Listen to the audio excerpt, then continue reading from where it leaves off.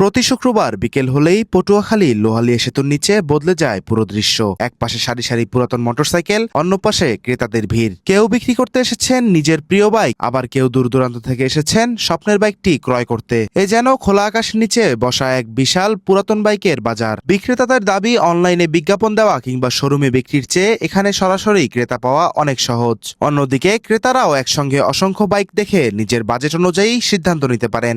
একটা নিয়েছি, ভালো গাড়ি, খুব ভালো হয়েছে। তার জন্য আবার একটা নিতে আসছি। আমরা মির্জাগঞ্জ সুবিদখালী থেকে আসছি।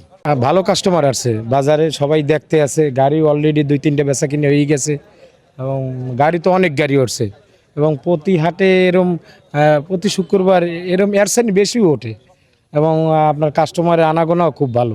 যে আমাদের যে জেনারেশন, ইয়ং জেনারেশন থেকে শুরু করে মুরব্বীরা যারা রয়েছে তারাও কিন্তু আপনার এই হাটে আসে আপনার গাড়িগুলো দেখতে। কেউ আসে গাড়িগুলো দেখতে, কেউ আসে গাড়িগুলো ক্রয় করতে এবং কেউ আসে গাড়ি বিক্রি করতে।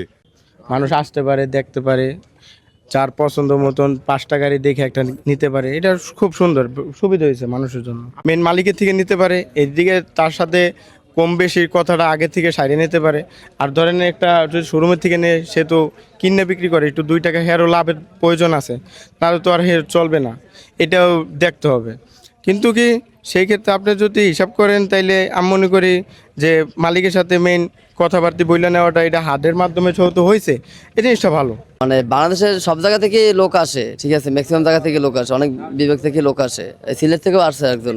1,60,000 টাকা চেয়েছে ভাই, 1,50,000 টাকা হলে বিক্রি করবে। আপনি কত দিবেন বলেন? কত মডেল ভাইয়া?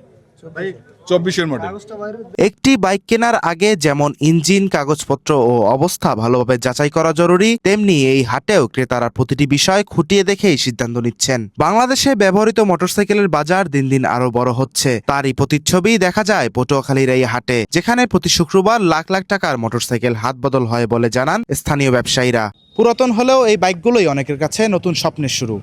আর সেই নতুন স্বপ্নের ঠিকানায় পরিণত হচ্ছে পটুয়াখালী লোহালিয়া সেতুর নিচে এই সাপ্তাহিক বাইকের হাট। পটুয়াখালী লোহালিয়া সেতু থেকে জুনাইদ ইসলাম, ঢাকা পোস্ট।